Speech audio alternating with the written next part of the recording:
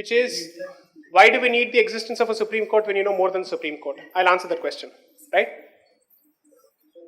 Going by that logic, no judgment of the Supreme Court must be open to any kind of criticism, because once the Supreme Court says it, it's the last word, right?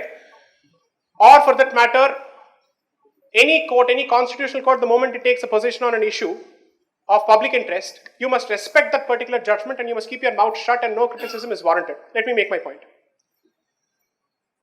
Going by that logic, nobody should have questioned the logic of the Supreme Court's first verdict in upholding Section 377. Okay?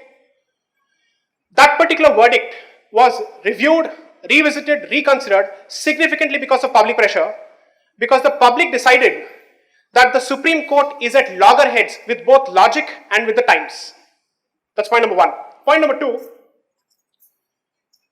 the good part of a democracy is that the Supreme Court's verdict is final only because it happens to be the Supreme Court and not because the Supreme Court is right. And this is something that the Supreme Court itself has said, which is to say, our judgments are not immune from any kind of criticism.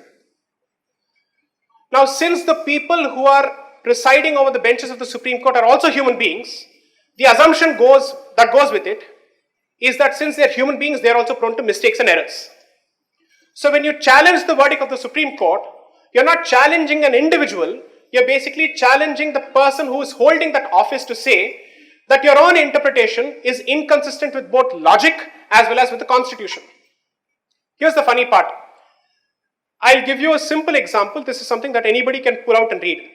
From paragraph 64 onwards, read the judgment of the Supreme Court of 1993 in that Unnikrishnan judgment, which was the major judgment where they said that establishing an educational institution is not a fundamental right.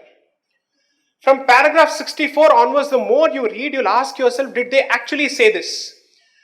The Supreme Court says that you have the right to establish an educational institution, but we will not decide under which article of the Constitution you have the right.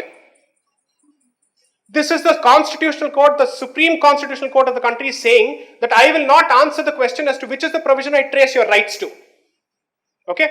So that's point number two. Point number three,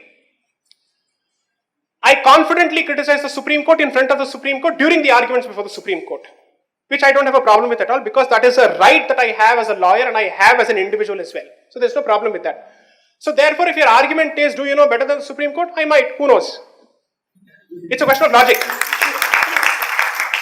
On a point of law, on a point of logic, if you think you're right, how does it matter if it's the Supreme Court? It is always wrong if you impute personal allegations to that particular institution, but you're entitled to have a professional criticism of that particular judgment without a doubt any day. There is no problem as far as that is concerned. And I will not shy away from making this statement. You can make this public. I've said this on record.